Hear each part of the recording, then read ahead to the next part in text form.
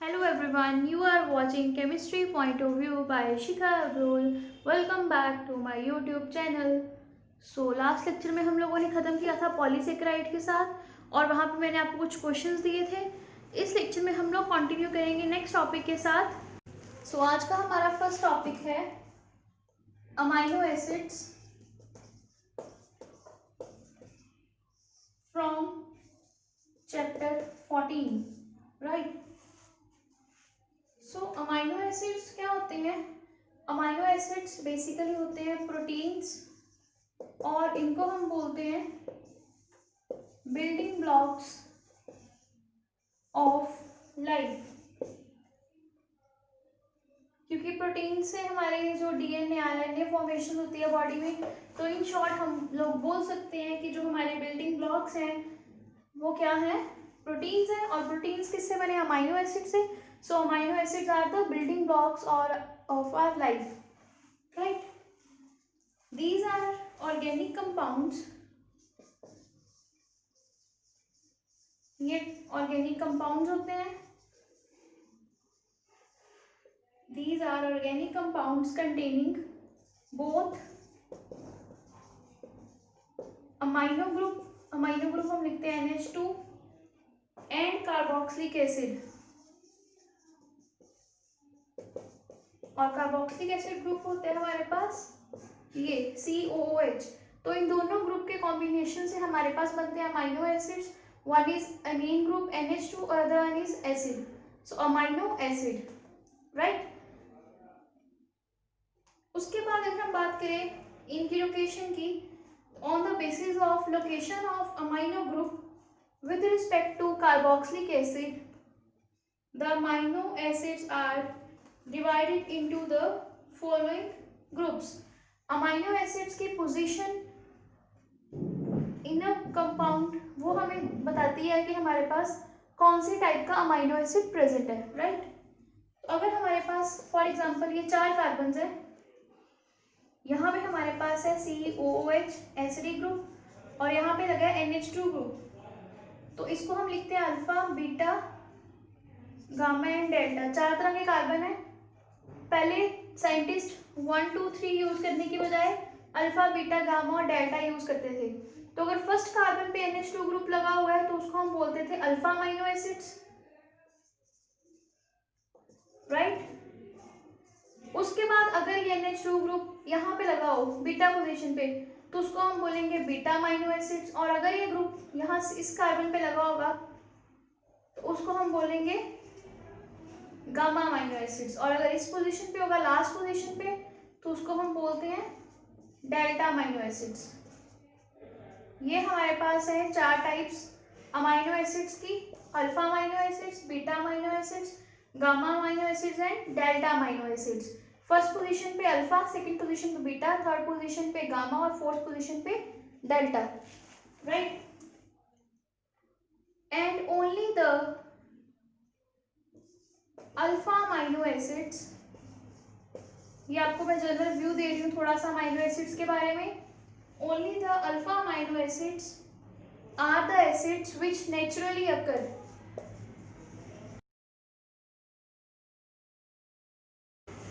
And from these alpha amino acids our natural proteins are made up of. तो basically हमारे लिए सबसे important amino acids कौन से हैं? Alpha amino acids. क्योंकि हमारी बॉडी में जो डीएनए आरएनए है वो प्रोटीन्स है और वो भी किससे बने हैं? अल्फा अमाइनो एसिड से.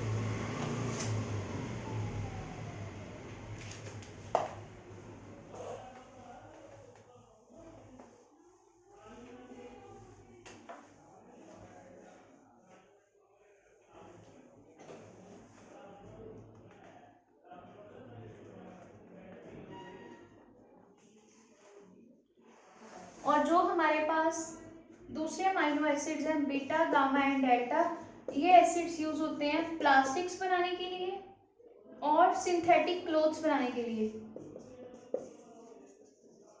और जो अल्फा अमाइनो एसिड्स हैं हमने भी पढ़ा वो नेचुरल प्रोटीन्स के लिए, राइट. तो ये हमारे पास आ गए सब तरह के एसिड्स, अमाइनो एसिड्स, और उनके यूजेस बता दिए मैंने. और हमारे पास 20 अल्फा अमाइनो एसिड्स हैं जो नेचुरल प्रोटीन बनाते हैं और जिनसे नेचुरल प्रोटीन बनता है, और इनको फर्दर हम दो पार्ट्स में डिवाइड करते हैं, non essential and essential amino acids. Non essential amino acids and essential amino acids. Non essential amino acids वो अमाइनो एसिड्स होते हैं जो हमारी बॉडी सिंथेसाइज करती है खुद। ये अमाइनो एसिड्स हमें बाहर से लेने की जरूरत नहीं पड़ती, ये हमारी बॉडी खुद सिंथेसाइज कर सकती है। जो इसेंशियल अमाइनो एसिड्स है वो हमारी बॉडी के लिए रिक्वायर्ड होते हैं, बट हमारी बॉडी सिंथेसाइज नहीं करती।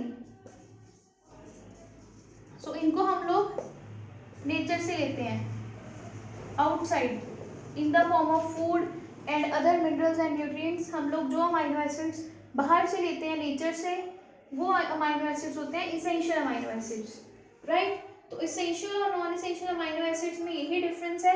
जो अमाइनो एसिड्स हमारी बॉडी खुद बना सकती है वो होते हैं सिंथेसाइज्ड, और जो हमारी बॉडी नहीं बना सकती वो होते हैं नॉन सिंथेसाइज्ड। अब यहाँ पे वेरिएशन रहती है पर्सन टू पर्सन। अगर कोई पर्सन हेल्दी है, राइट, तो उसके बॉडी को इंसुलिन भी नहीं चाहिए होगा। आपको पता होगा इंसुलिन डायबिटिक पेशेंट के लिए रिक्वायर्ड होता है, क्योंकि उसकी बॉडी खुद जनरेट नहीं कर पाती। तो उस टाइम पे डायबिटिक पेशेंट के लिए जो इंसुलिन होगा वो इसेंशियल अमाइनो एसिड होगा, बट एक हेल्दी पर्सन के लिए जो इंसुलिन है वो नॉन इसेंशियल अमाइनो एसिड्स है। So depending upon your body type, your body requirement, essential और non essential amino acids can vary. Okay, तो ये थी दो टाइप्स अमाइनो एसिड्स की, essential and non essential amino acids.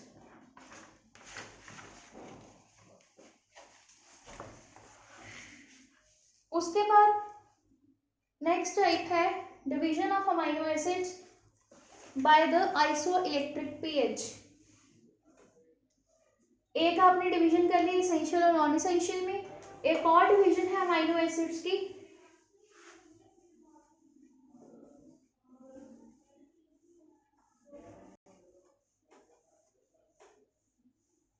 Okay. So यहाँ पे हम लोग बात करेंगे फर्दर तीन टाइप्स में अमाइनो एसिड्स डिवाइडेड है, और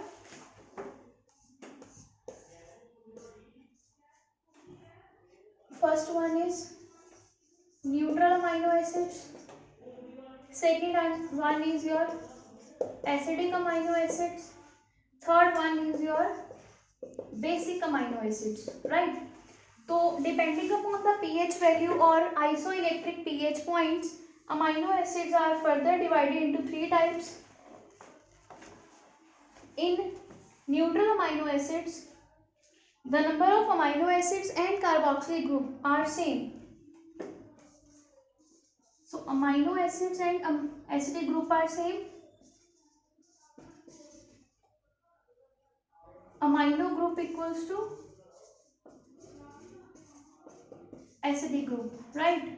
और जब हम बात करेंगे एसिडिक अमाइनो एसिड्स की, तो उनमें हमारे पास कार्बोक्सिलिक ग्रुप ज्यादा होंगे और अमाइनो ग्रुप कम होंगे, amino group less than carboxylic group. और जब हम बात करेंगे बेसिक की, तो उस टाइम पे अमाइनो ग्रुप ज्यादा होंगे और एसिडिक ग्रुप कम होंगे। तो इस तरह से पीएच पे बेस्ड हमारे पास तीन डिविजन है अमाइनो एसिड्स की,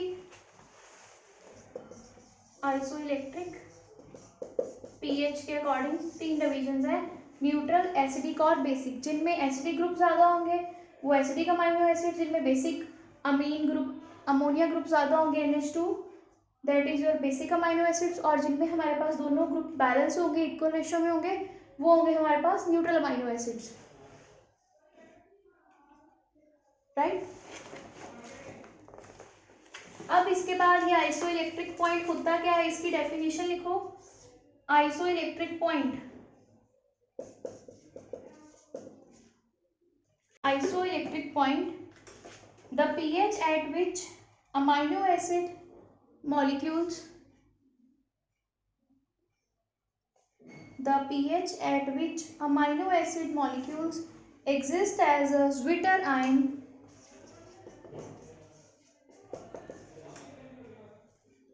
is called as isoelectric pH or isoelectric point, right? And the isoelectric point is different for different amino acids and it varies from 5.5 to 6.3. तो आइसोइलेक्ट्रिक पॉइंट किस पे depend करता है कि उसमें ज्विटराइन कैसे बना, और ज्विटराइन क्या होता है अभी हम करेंगे। अभी तक आप लोगों ने दो डिविजन्स करी, पहले अमीनो एसिड्स की एसेंशियल और नॉन एसेंशियल, और उसके बाद हम लोगों ने अभी किया है depending upon the pH value type of amino acids, acidic, basic और न्यूट्रल। और अब हम कर रहे हैं आइसोइलेक्ट्रिक पॉइंट, और आइसोइलेक्ट्रिक पॉइंट में हम लोगों ने डेफिनेशन लिखी कि यहाँ पे जो आइसोइलेक्ट्रिक पॉइंट है वो किस पे डिपेंड करता है, पीएच वैल्यू पे, और पीएच वैल्यू किसकी चेक करते हैं हम, ज्विटराइन की। और the pH at which amino acid molecules exist as a zwitterine is called as a isoelectric point। तो मतलब जब वो अमीनो एसिड किसी एक पीएच पे ज्विटराइन बनेगा उस टाइम पे हम लोग उसको बोलेंगे अमीनो एसिड्स। तो ज्विटराइन क्या होते हैं, NH3 CH R COOH, right. यहाँ पे आप CH ऐसे भी लिख सकते हो। ये हमारे पास अल्फा कार्बन, तो ये अल्फा अमीनो एसिड है। यहाँ पे H की बजाय नेगेटिव चार्ज और यहाँ पे आ गया पॉजिटिव चार्ज, तो ये बन गया ज्विटराइन। अब मैं आपको बताती हूँ ज्विटराइन बना कैसे है। यहाँ पे हमारे पास अमीनो एसिड होते हैं NH2 CH R COOH, ये है अल्फा अमीनो एसिड। R की वैल्यू चेंज होगी तो type of amino acid change होंगे, पर रहेंगे अल्फा अमीनो एसिड क्योंकि अल्फा पोजीशन पे अमाइन ग्रुप और एसिडिक ग्रुप है। जब इसका H यहाँ से रिमूव हो गया, यहाँ पे नेगेटिव चार्ज आ गया और यहाँ पे इलेक्ट्रॉन ऐड हुई क्योंकि नाइट्रोजन के पास लोन पेयर होते हैं, उस टाइम पे यहाँ पॉजिटिव चार्ज आ गया, यहाँ पे नेगेटिव चार्ज आ गया। मतलब पॉजिटिव और नेगेटिव चार्ज एक ही साथ एक ही एसिड पे एग्जिस्ट कर रहे हैं, तो हमारे पास बनता है ज्विटराइन। उस टाइम पे हमारे पास उस एसिड के लिए जो पीएच आती है वो आती है आइसोइलेक्ट्रिक पीएच और आइसोइलेक्ट्रिक पॉइंट, राइट।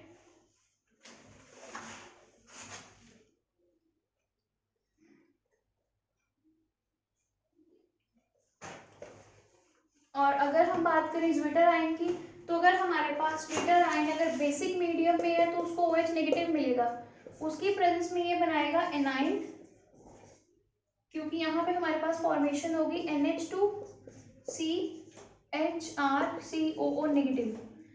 जब बेसिक मीडियम है तो बेसिक मीडियम इस साइड आ जाएगा, और जब ये एसिडिक मीडियम में होगा मतलब H पॉजिटिव, एसिडिक मीडियम में ये बनाएगा cation NH3 positive CH COO negative और यहाँ पे आ गया R, तो ये बन गया कैटाइन।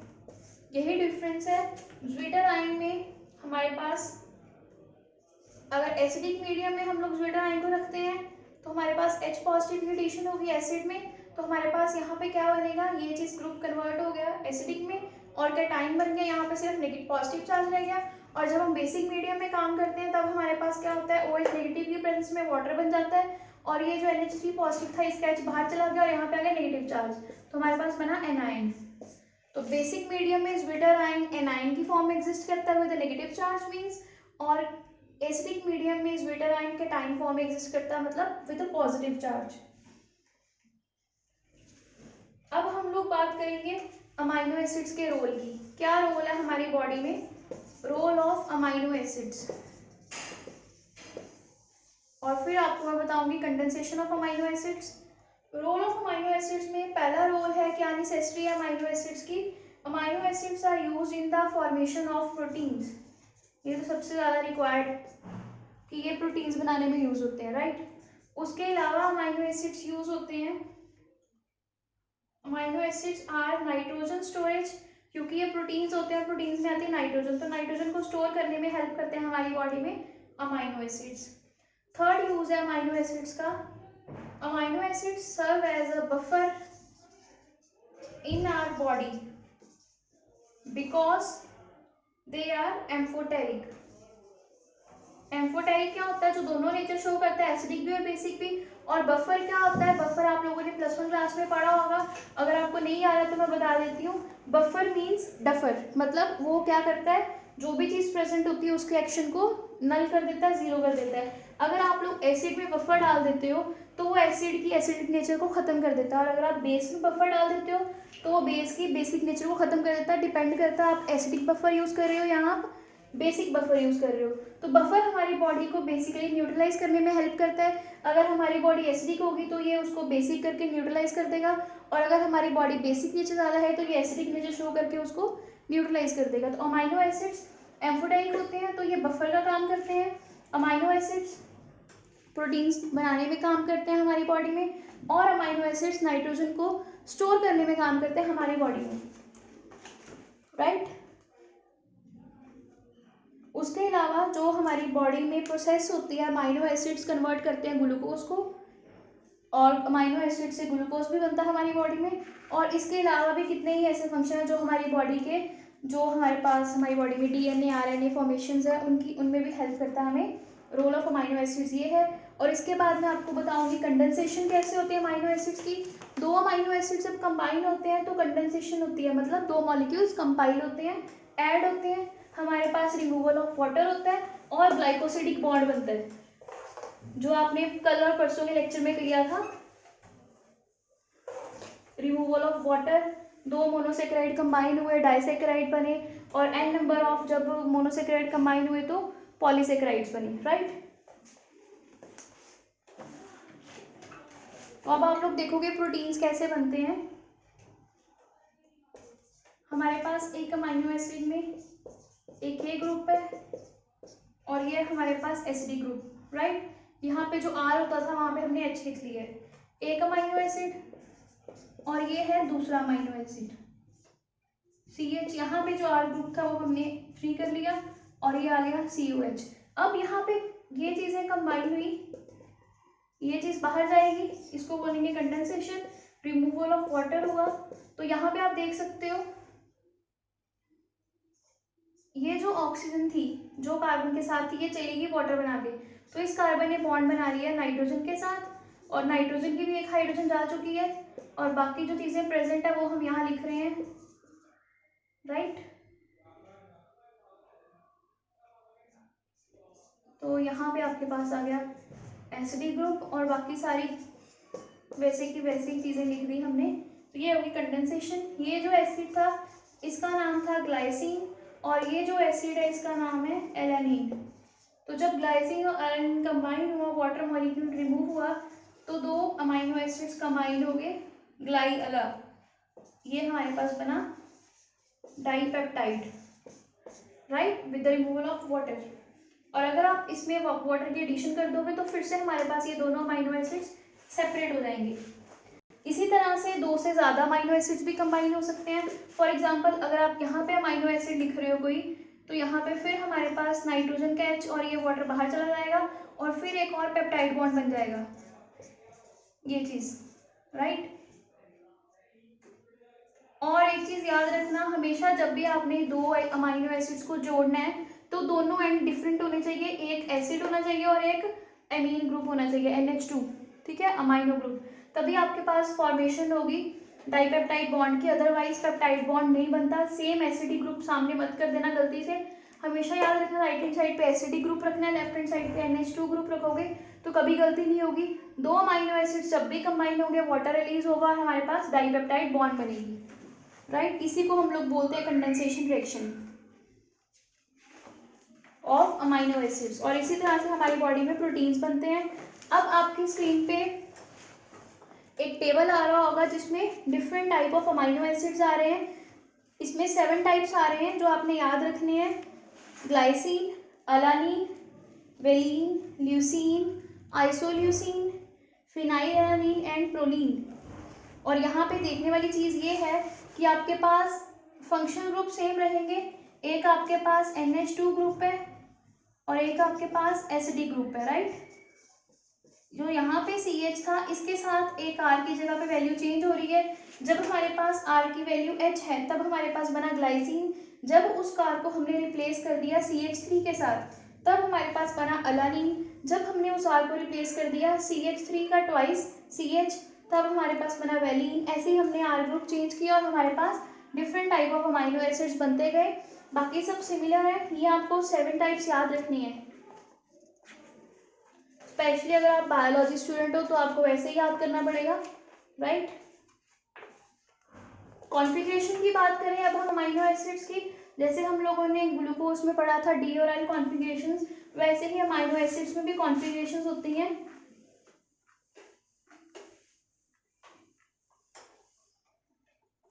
तो configuration of alpha amino acids, D and L configuration, यहाँ पे भी हम आर की वैल्यू को ही कंसिडर करेंगे। बाकी सब चीज़ें फिक्स है, वो हमने ऐसे लिख दी, यहाँ पे हमने लिख दिया आर, और ये है एस डी ग्रुप। ये चीज़ें फिक्स है, सिर्फ आर की वैल्यू चेंज होगी और हमारे पास डिफरेंट अमाइनो एसिड्स बनेंगे। तो जब भी हमारे पास ये ग्रुप लेफ्ट हैंड साइड पे होगा NH2 ग्रुप, तो बनेगा एल अमाइनो एसिड्स, और जब ये ग्रुप हमारा राइट हैंड साइड पे जाएगा तब हमारे पास बनेगा डी अमाइनो एसिड्स। जैसे आपने ग्लूकोज में पढ़ा था, अगर OH group right hand side पे है तो डी ग्लूकोज, और अगर लेफ्ट पे गया तो एल। उसी तरह से जब NH2 ग्रुप यहाँ हमारा राइट हैंड साइड पे है तो वो बनेगा डी अमाइनो एसिड्स, और जब वो लेफ्ट पे गया तो एल अमाइनो एसिड्स। यहाँ पे एल और डी को कैपिटल रखना, स्मॉल एल और स्मॉल डी मत करना, ये इस चीज़ का ध्यान रखना, राइट। उसके बाद हम लोग बात करेंगे स्ट्रक्चर ऑफ प्रोटीन्स की, और वो स्ट्रक्चर्स मैं आपको करवाऊंगी नेक्स्ट लेक्चर में। Till then revise this structures and also the configuration of amino acids. और आप लोगों ने जो पढ़ा है यहाँ पे uses, role of amino acids, condensation of amino acids, dipeptide कैसे बनते हैं, वो सब चीज़ें रीड अप करना। नेक्स्ट लेक्चर में हम लोग स्ट्रक्चर ऑफ प्रोटीन की बात करेंगे और कहाँ कहाँ कैसे अमाइनो एसिड्स हमारी बॉडी में रिक्वायर्ड है उनकी बात करेंगे। So till then keep learning and share my channel with your friends if you really think that these lectures are very useful for you, and thank you for watching the video. Bye bye, see you in the next lecture.